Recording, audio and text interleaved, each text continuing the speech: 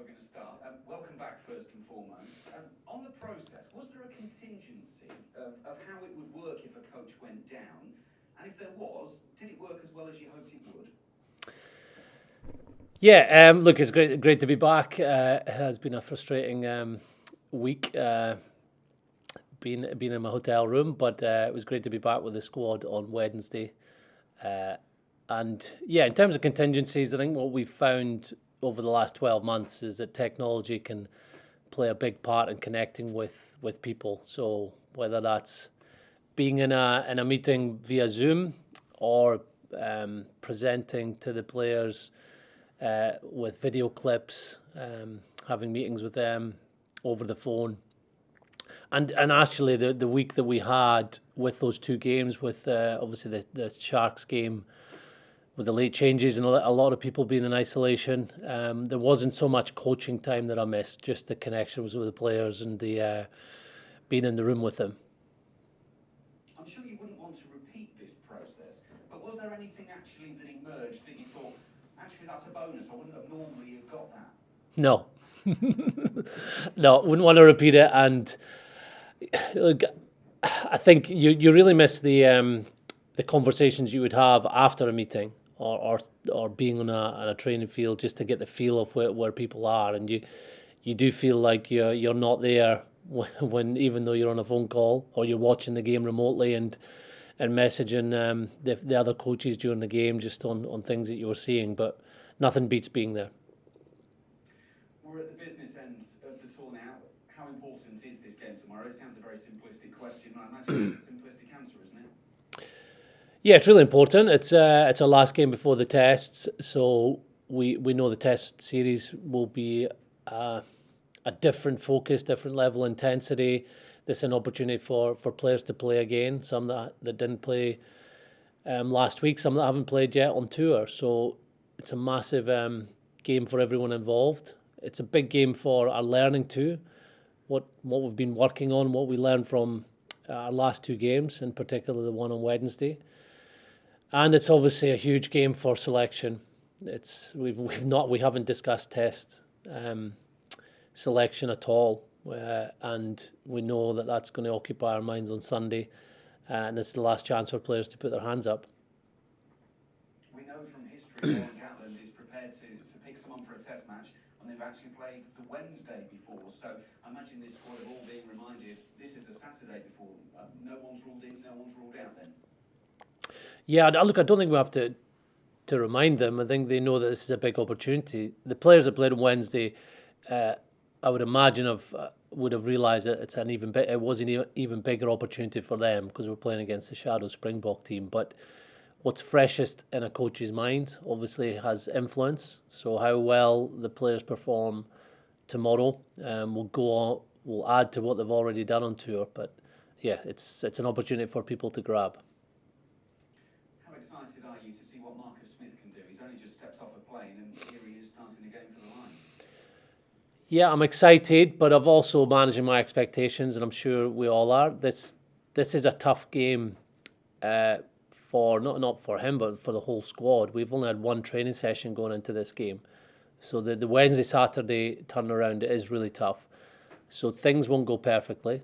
I think we saw that with the second Sharks game. So when a team doesn't have a huge preparation, it takes them a while to get into the flow of things. And for someone like Marcus, it's his first game. He's not had the jersey camp. He's not had the 3 or 4 weeks that we've had in South Africa. So we've got to enable him and allow him to play what he sees. Already he's leading like our 10s should lead by saying this is a play we're doing, but also giving feedback and where forward should be, what we should be doing at a certain time. So that's great because he's got to feel things naturally. And if he plays as well as he has for his club and his country the last few weeks, then he'll go well. Just finally from me, on another 10, how is Finn Russell? Well, Warren was talking, a week or so ago about the potential that if his foot doesn't right itself pretty soon, then it might be a flight home. What is the latest with him? Yeah, it's a wait and see. We're now, I think, 5-6 days into his recovery. Had an injection into that area. He's out of his boot. So he'll start, excuse me, he'll start the rehab process gently this week, and then when we get to the end of the week, we're hoping he'll be able to be back involved in full training. So it's unlikely he'll be involved in the first test, but we're still hopeful that he'll be available for the last two. Thank you, Gregor. Thanks. Excuse me. Brilliant being here. Hope you're well. Can I ask you how you're able to keep yourself occupied in these lonely days in your room? Well, there was a silver lining, and that was I could watch a lot more of South Africa. I've watched a lot of their games over the last few months, but when you go from Saturday, Wednesday, Saturday, the focus is on helping prepare the team. So not being with the team, I was able to look back at games that they've played recently, and as far back as 2018 when the current coaches took over. So yeah, I'm more aware of what we're expecting in defence from them, and that game on Wednesday just added to that. It was great for us to learn more about what they're looking to do, and for our players to feel that during the 80 minutes. So that was the only silver lining, I think. And did you get to know Stuart Hogg a little bit better? Not really, because we weren't really isolated together. So he's obviously very disappointed. He was sitting in front of me on the bus coming back from training, and he was in his own room. The last couple of days we were allowed out of the room and we were able to have lunch at a distance, and the weather was quite nice, so at least we got that pleasure of being able to socialise and chat. And there was another 3 people in isolation as well, so yeah, we formed our own little bubble when everybody left us on Sunday. And Stuart was also coming back from injury, so it was great to see him taking a full part in the warm-up on Wednesday in the game, and obviously he's past fit to play for tomorrow. Thank you. Cheers. Thanks. Hey Gregor, welcome back. Thank you. You're in South Africa, are you, Murray, or not? No. Oh, no, he didn't make it. Unfortunately. Can I just ask for your assessment of the attack on Wednesday and what you learned from that good, solid run out? Yeah, look, there was. I think once we get past the first 20 minutes, where we maybe lacked the intensity or the energy that we've brought in every game so far. Maybe we were a little bit cautious of what South Africa were going to bring. If you take that away, I thought there was a lot of positive elements, a lot of things that were being created, a lot of pressure being put on the defence that were leading to penalties, to a lot of tackle breaks, a few line breaks too. And what we need to do next time when we get those opportunities is take them. I know there's a couple of tries disallowed, and a couple of times we looked like we're inches away from the try line.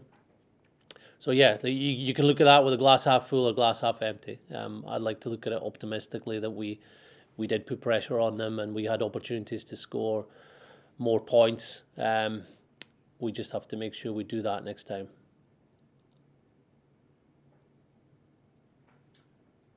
Sorry, just lost the connection there. Can you hear me? Yeah, you froze. Yeah, sorry. My second one is just on Robbie Henshaw. It seemed like really frustrating time, but how big a role can he play in attack and really in all aspects of the Lions game? Yeah, I think you've nailed it there. All aspects, he can have a huge role because he's an all-round player. He's a good attacker, both as a ball carrier and a passer. Very good support runner too. And then he's got the kick chase ability, which he showed really well against Scotland this year and in other games. And then defensively, he's outstanding. So I think he showed in that Japan game as well that how Steve is wanting the team to defend. He adapted really quickly to that. So yeah, we're delighted that he's back. He obviously got through training fine today, and he gets a chance now to show that he's available to play the Test series. Cheers, Colin. Thank you. Hey Gregor, as mentioned earlier, this is the last game before the Test series begin. How influential can one match be in deciding a player, whether or not a player is selected? It's the last thing that you see as a coach, so it can have an influence. Like how well players did throughout the tour. In our bigger games, let's say the Japan game, the game the other night, they're factors. The sort of catalog, what's the word I'm looking for? The catalogue of what you've done on tour and how you've impressed at training, as well as your consistency throughout the games, will have a factor. But also what you've done the day before we sit down for selection is going to influence us. It is, absolutely. And selection is about giving players opportunities, and ultimately it's them that have to take them. So if players grab them tomorrow night and put in a performance we believe can help us win that first test, then they're going to be in a strong position. Sure, and that selection process begins on Sunday. Yeah, I would imagine so. That's the way we've done it for the other games. We know this is obviously going to be our most important selection, and we don't have a midweek game to worry about. So getting the team out there at the beginning of the week, once we know where everybody is medically, yeah, I can see Sunday night being the time where we do that. Sure, and just on the South Africa A game, when you were watching that, did it make you feel that the challenge you faced was bigger or the same as you were expecting already? How did you come away from that game? It's hard to assess around what we expected and what we saw. It's more the fact that we've had that learning. Like, our players have felt now what it's like to go up against the Springboks. Not many people get that opportunity, and when you do, it's a one-off game, whether it's a World Cup semi-final for the Welsh guys or a final for the English guys. So to now have had that experience of what they're about, the way they're going to play, they're not going to change. We know that. They will be better for the hit out, but we felt and seen where they're strong, maybe where there's opportunities, and that's hugely valuable. For the group that played, but also those that were in the stadium that have watched it. So yeah, we know the test series is going to be another couple of levels up, but we'll also improve going into that test series. We've got another game, we've got another few training sessions, and the test series should bring out the best in our players. Right, thank you, Gregor. Thank you. Hi Gregor, how are you doing? I'm good. How's things? Good, thank you. Can I ask you a Scottish question? How do you think that the Scottish contingent have done so far? How much of a chance have they given themselves ahead of the tests? Yeah, I believe they played very well. They've been consistent with their performances. I'm obviously here as coaching the whole group, but I've been delighted with how well the Scots guys have integrated, how they've thrived in this environment, and taken their opportunities. I think so many players have taken opportunities that it's going to be a very tough selection, and I'm sure at the end of it, when we get to that 15 and that 23, we'll be delighted with whoever we select, and we know if we pick up injuries or have to change things throughout the test series, we'll still have a really strong team. So that's a credit to all the players in the squad. How competitive is it at the moment in training as we get closer to these tests? You know, you don't really see a huge amount in training just because of the nature of our training this week. We because you go Saturday, Wednesday, Saturday, you're not training as much. Today was a team run day. It's the only session that this team have had, so the team run isn't as intense. They were off yesterday, and then the Wednesday team had the Tuesday session. So I know if we did a full session this week and it was one of those intense sessions, I think there would be a lot more edge than we're seeing.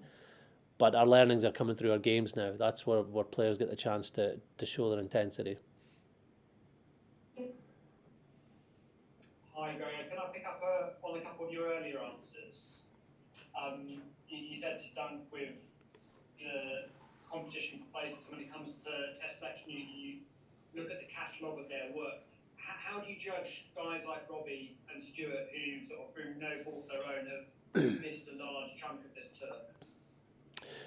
Yeah, well, obviously for them, they'll have had less games, so it's what they've done in the games, where we see them fit with the game we want to play, based on the type of player they are, not just on this tour, but prior to this tour.